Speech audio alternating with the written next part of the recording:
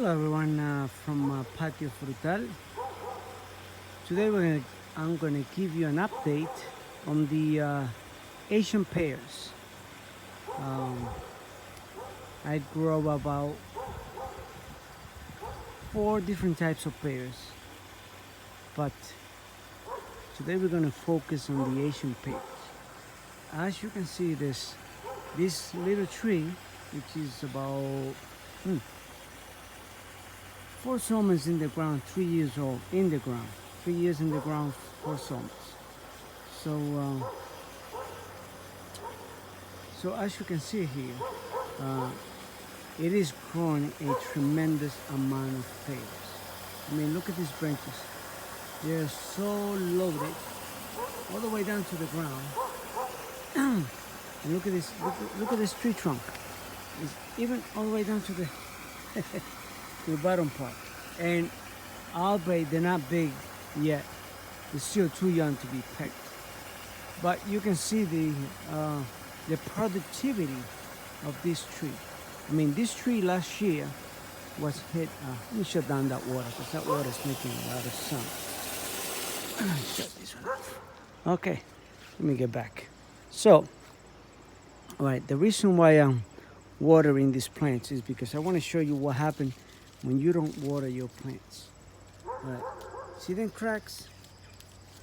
You could say that's a pear that is not going to go anywhere. So I'm going to take it off.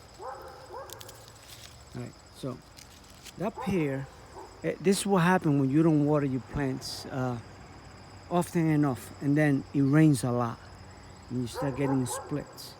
That's the reason why I was running the water right now.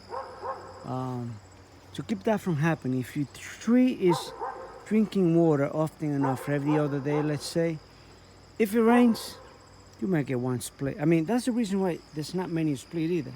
It's because I keep up with the water for the plants. Same thing they do in at the orchards, apple orchards and stuff like that. They got the plants in a water regimen. Unless you're near a creek or some very wet soil, this is where you should be doing watering your plants. So they'll take water in increments and they grow slow. But what happened is over here, it was raining, and I just said, it wasn't that much rain. But what happened is that the plants will absorb a lot of rain through the leaves and the bark. So that adds up, and when it is too much, well, that's what you end up getting. You might get one or two. If you water often, you're not going to get too many. So now this, I'll show you what variety this one is. I'll get the, okay. This is the Hasui Asian pear. Hasui, very sweet, tremendously sweet Asian pear. I love it because it's a thirst quencher. It's delicious and very sweet. Now this one here, this is another plant, and this one has been on the ground for 5 years. And last year, when we had a frost, that little one, the Hasui, the other flowers died off. And this one, this is the hardy giant Asian pear. This one didn't get affected by the frost, and they are what, couple of meters, 2.5 meters apart. And this one produced pretty much what it have this year. It's at about 100 plus fruit, and they were good. The only thing is when I did the harvest, I just waited for too long, waiting for them to get extra sweet and all that stuff, and they were overly ripe. And the hornets, they come and they start biting on the fruit, and they lay a larvae or whatever, but you end up having black spots on it. And you either eat it them, you cannot store it because you already had a bug bite on it. But I want you to see that this Asian pear, the giant one, has a good crop, pretty good crop. But the Hasui is taking revenge for what she didn't get last year. And this little tree, well, the previous year maybe had 5 pears, I think. 5 or 6 pears, no more than that. But look at this year. And I'm trying my best As you can see, these strings tied to it.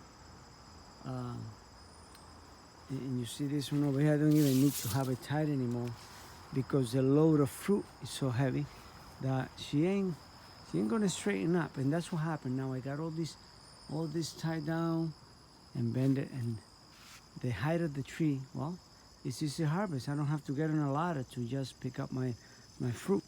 So remember, just keep it water every other day or so. Depends on the zone. I'm in zone 6B in New England, in Rhode Island. And that's one of the upkeep for this plant. Now here, if you see my previous video, this is where I cut the plum tree that had the disease, bark disease, and it also had mold in the fruit. And the fruit was just getting moldy and not, well, they just dried up in the plant. So all that bark that was there was transferred over here to this new raised bed. And there's a piece of that plum trunk right there. So there you go, guys. Just give you an idea, just in case you're down in the zone and you decide to plant a fruit tree. You plant, try to keep your varieties. Two Asian pears, they both different brand. One is a Hasui, the other is a Giant. And they're just like an orange and a tangerine. Keep them close by so they can get good cross-pollination. You get better fruit set. And there you go, guys. From Patio Frutal, you will like, share, and subscribe. And if you can, plant a couple of trees.